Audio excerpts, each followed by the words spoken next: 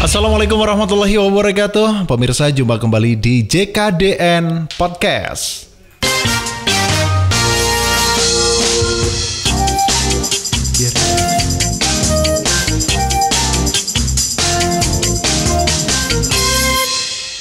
Artinya ketika kita membahas sejarah Islam di Jawa, ini bukan berarti semuanya indah-indah ya. Iya. Kita juga perlu pelajari, kita perlu cari tahu ada apa dengan posisi benteng dan keraton gitu. Iya. Baik itu di Solo, kemudian di mana ya? Di Jogja ya. Di Jogja. Itu benteng selalu mepet sama keraton. Iya, memang untuk mengawasi. Yes.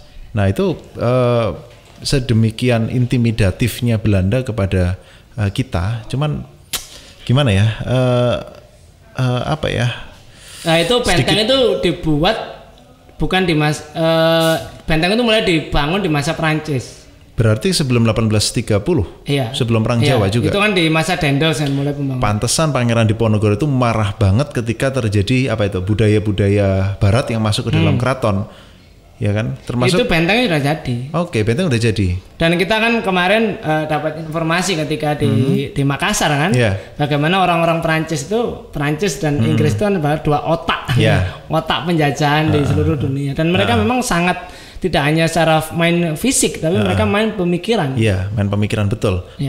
Jadi termasuk ketika kita mengetahui, kita mempelajari bahwasanya neneknya Pangeran Diponegoro, beliau wafat di sawah dengan menggunakan pakaian yang masih syar'i. Masih bajunya masih panjang, kemudian kerudungnya juga panjang. Sementara pasca Perang Jawa, pasca kekalahan Perang Jawa, kaum muslimin terutama di keraton ini pakaiannya sudah menanggalkan khimar atau menanggalkan kerudung gitu ya. Iya. Jadi walaupun memang kalau kita melihat bahkan ada foto ya. Kemarin kita tidak sempat bertemu foto itu di Keraton Surakarta. Itu yang kita cari-cari sebenarnya. Iya, ada foto permaisurinya permaisuri itu beneran itu. Jadi permaisuri Pakubuwana 10 itu pakai kerudung. Karena memang begini kan, ketika kita kemarin masuk di museumnya Surakarta itu kan memang banyak ruangan, ada beberapa ruangan yang masih ditutup kan itu karena pandemi COVID, dan lain sebagainya itu masih ditutup. Mungkin dugaan kita mungkin ada di situ begitu. Dan ketika kita konfirmasi kepada abdi dalam, memang benar fotonya, tapi nggak dipajang gitu. Karena yang kita lihat di situ yang dipajang memang sudah pakai sanggul semua. Walaupun dari sisi baju kan ini tertutup. Betul. Ini tertutup. Sama seperti mirip di Jogja juga ya. Orang mereka saudaraan dulunya. Mataram dipecah jadi Surakarta, jadi Jogja. Dan ini pemirsa juga kalau mau kita pelajari apa yang ada di sekitar kita hari ini, bagaimana Islam itu juga dipecah belah kayak begitu. Kalau di Jawa mungkin sekali lagi ketika kita mengungkap jejak khilafah di Nusantara, bukan berarti semuanya baik, indah kayak begitu. Kemudian kita menutupi fakta yang buruk-buruk. Enggak. Yang dikatakan oleh Pak Fajar ya benar-benar terjadi kayak gitu. Nah, sekali lagi kalau mungkin ini di kesempatan live yang lain, bukan yang di sini maksudnya. Yang sebelumnya saya juga bilang sama Pak Fajar, Pak, di Jawa ini kita lihat ada Mataram yang terpecah. Habis itu ada apa itu tadi? Ada priayi, ada abangan, ada santri. Nah, mereka juga dipecah belah. Di Makassar kita lihat betapa sampai hari ini orang masih mencari pembenaran. Siapa yang benar, Sultan Hasanuddin atau Arung Malaka? Nah, begitu kan. Nah, ini kok fenomenanya sama begitu, gayanya sama begitu Pak ditambah Fajar. Kemudian kalau kita nanti ke Sumatera itu ke Sumatera itu ada kecurigaan terhadap orang Jawa. Nah, saya pernah misalnya ada ketemu teman-teman dari Aceh. Yang kita tahu Aceh itu kan sangat Islami sekali sampai sekarang itu. Apalagi mereka mbok-mbokannya Islam itu apa mbok-mbokannya sih jadi bahasa Jawa. Jadi apa induknya Islam ya? Serambi Mekah kan. Serambi Mekah. Mereka secara turun-temurun itu dalam mungkin ini bahasa kasarnya kalau orang Jawa itu seakan-akan diajarkan untuk memusuhi orang Jawa, curiga terhadap orang Jawa. Karena kita tahu selama perang Aceh itu Marsusi itu orang Jawa semua. Londo Ireng itu ya kalau orang kita menyebutnya Londo Ireng. Malah kemudian ketika saya diskusi dan dia bilang saya baru tahu loh, Pak, orang Jawa itu ternyata Islam juga. Islam, kita Islam, saya dari kecil Islam gitu. Artinya ya memang itulah. Jadi ini terjadi terus sampai sekarang, apalagi kan kita tahu ya, apalagi penderitaan Aceh itu kan paling berat itu di masa Orde Baru. Siapa presiden Orde Baru? Pak Harto. Dia orang apa? Orang Jawa. Dan priayi kan, dan dia bukan hanya melakukan yang dengan tindakan yang paling ya waktu itu mungkin politik paling gila ya. Daerah operasi militer di Aceh itu kan lukanya sangat dalam gitu. Itu sama dengan dulu apa yang dilakukan Van Hout. Van Hout dan siapa?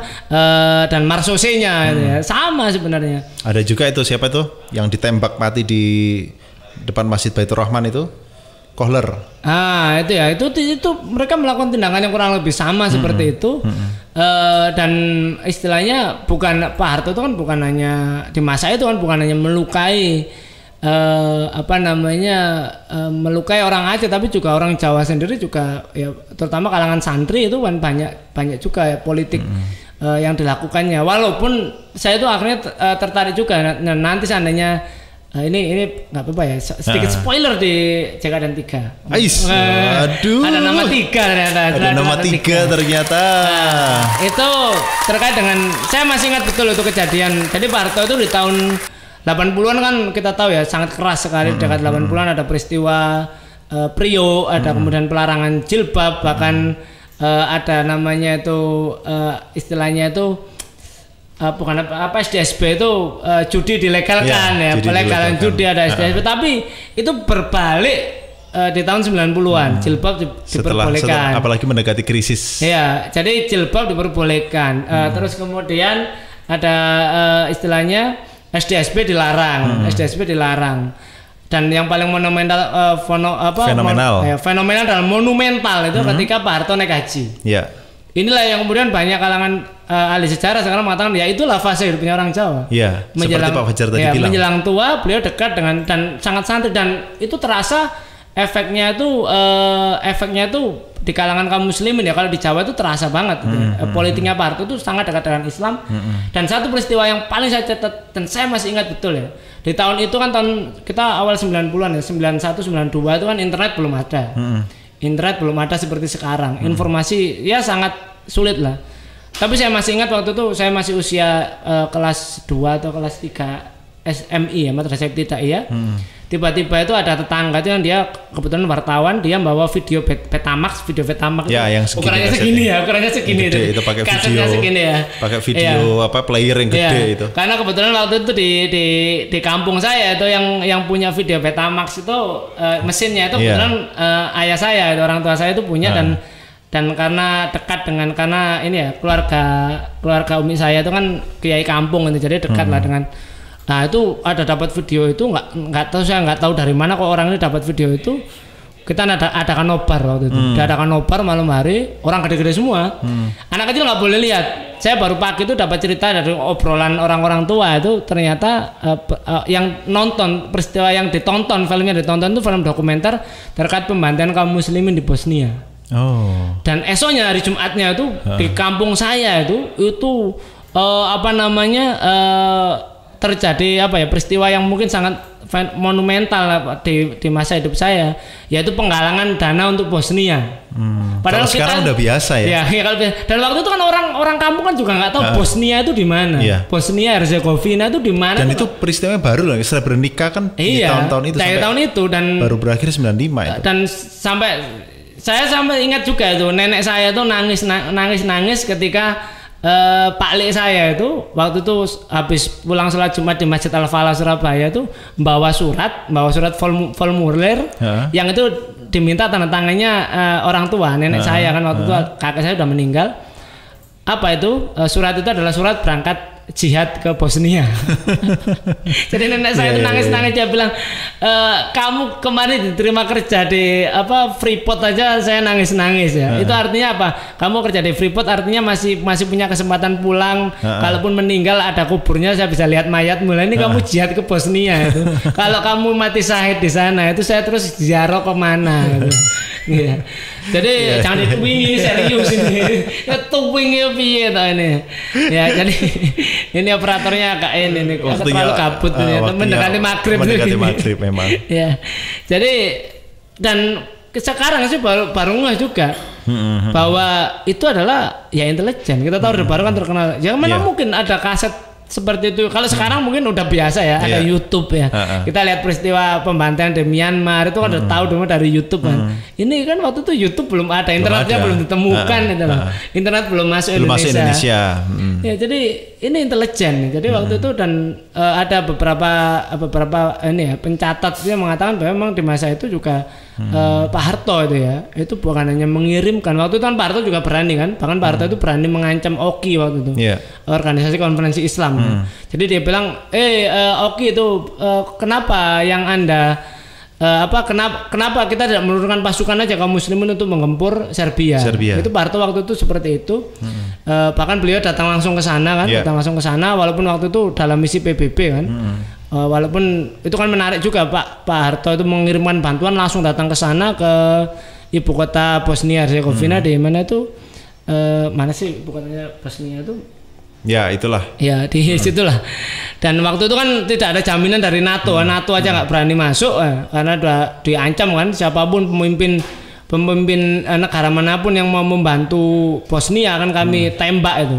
Dan itu ada cerita juga di ada satu prajurit Kopassus itu cerita bahwa selain rombongannya Pak Harto itu ada satu pesawat yang itu diberangkatkan terlebih dahulu itu isinya Kopassus semua. Saya yakin mungkin semua pasukan Serbia itu disikat terlebih dahulu oleh Kopassus itu. Dan itu kan artinya apa ya zaman itu ya artinya Pak Harto suka dekat dengan Islam walaupun dikit-dikit aja. Iya. Spoilernya dikit-dikit. Enggak ini masuk film enggak? Saya kira ini kan cerita hidup saya bukan cerita gitu. Ya. Tapi kan yang diceritain itu peristiwanya. Oh iya gitu. Maaf. Jadi ya, pokoknya itulah. Spoilernya banyak ini. Jadi ada Cikaden 3 nanti begitu. Iya udah. Iya. Oke, tapi enggak apa-apa itu satu hal yang menarik untuk kita simak. Ini